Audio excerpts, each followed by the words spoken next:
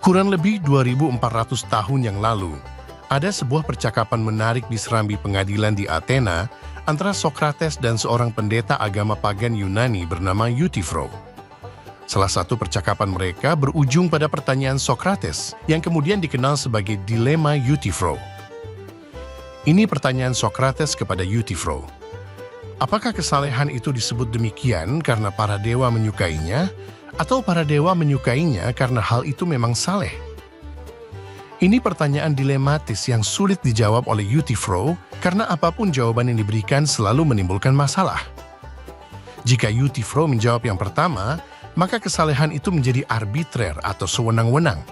Apapun akan disebut sebagai kesalehan jika para dewa menghendakinya, meski tindakan itu secara intrinsik jahat atau tidak adil.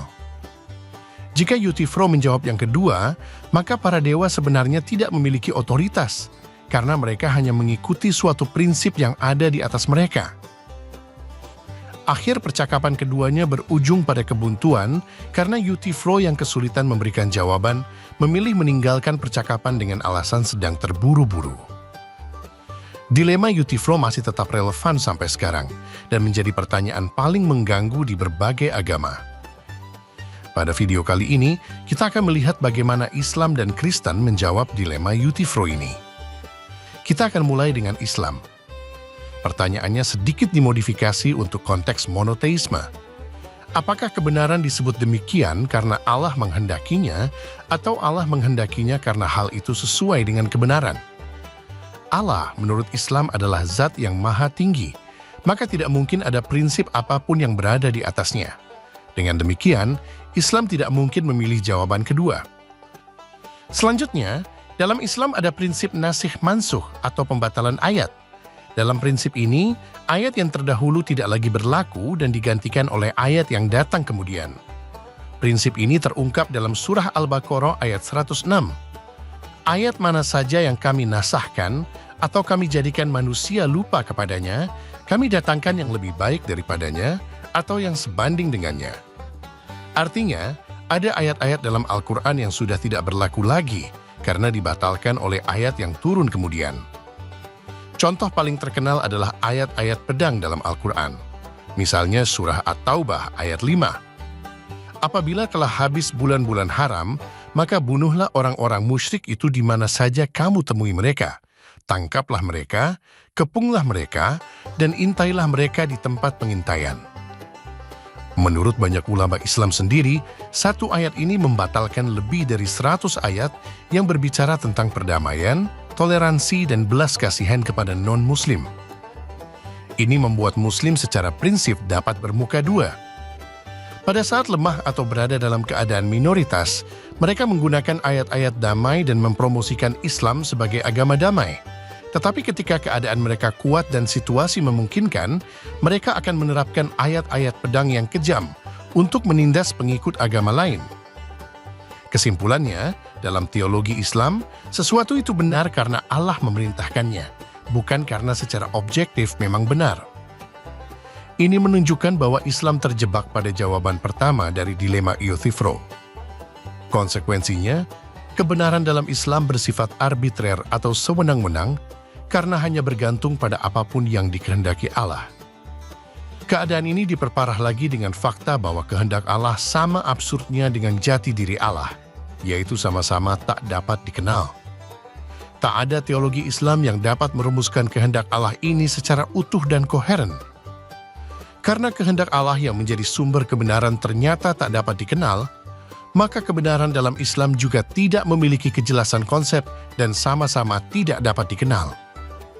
Bahkan ulama-ulama Islam sendiri tidak dapat menjelaskan bagaimana ajaran-ajaran Al-Quran dapat dipahami secara sistematis, karena ayat-ayat yang bertabur di dalamnya memang tidak memiliki sistematika apapun. Ajaran kebenaran dalam Islam itu bagaikan potongan-potongan puzzle yang tidak pernah dapat membentuk sebuah gambar utuh. Jika di video sebelumnya kita menyimpulkan Islam bukan agama kasih, kali ini kita bisa tambahkan satu lagi. Islam bukan agama kebenaran. Sekarang, bagaimana ajaran Kristen menjawab dilema Euthyphro? Dalam Injil, Yesus berkata, Akulah jalan dan kebenaran dan hidup. Yohanes 14 ayat 6. Disinilah kekristenan menyelesaikan dilema Euthyphro dengan sangat elegan, yaitu dengan mengajarkan kebenaran sebagai kodrat dari Tuhan itu sendiri. Dengan demikian, kebenaran tidak berada di luar Tuhan, sehingga Tuhan harus tunduk pada apa yang ada di luar dirinya. Tapi kebenaran juga tidak bersifat sewenang-wenang, sehingga bisa berubah-ubah dan tidak konsisten. Alasannya jelas, Tuhan tidak dapat mengkontradiksikan dirinya sendiri dengan memerintahkan apa yang tidak benar. Jadi kesimpulannya, ajaran iman Kristen lolos dari jebakan dilema Euthyphro dengan sangat mulus. Sayangnya Islam tidak dapat menyontek jawaban ini, karena dalam Islam, Allah bukanlah kebenaran. Ingat, dalam Al-Quran dikatakan bahwa Allah itu tidak serupa dengan apapun juga. Dengan demikian, Allah juga mustahil sama dengan kebenaran. Maka tidak perlu heran jika Allah yang tidak jelas jati dirinya ini juga menurunkan kebenaran yang tidak jelas di dalam Al-Quran. Dapat kita simpulkan, Islam tidak lebih dari agama palsu yang tidak dapat mengajarkan kebenaran pada manusia. Bandingkan dengan Tuhan dalam iman Kristen yang menurunkan kebenaran secara bertahap dan sistematis melalui para nabi. Lalu kebenaran itu digenapi dan disempurnakan dalam inkarnasi Tuhan sendiri. Kebenaran dalam iman Kristen bagaikan kumpulan puzzle yang dalam terang Roh Kudus secara sistematis membentuk sebuah gambar kebenaran yang utuh dan koheren. Inilah agama yang mengajarkan seluruh kebenaran secara utuh kepada manusia. Di video ini kita dapat belajar satu hal penting. Bagaimana pertanyaan filosofis yang berusia lebih dari 2.400 tahun telah menjadi pembeda antara Tuhan yang sejati dan Tuhan palsu, antara agama yang benar dan agama abal-abal. Sekarang, Anda dapat menggunakan pertanyaan dilematis Euthyphro ini untuk mengkonfrontasi iman Islam tanpa mereka mampu memberikan jawaban yang memuaskan.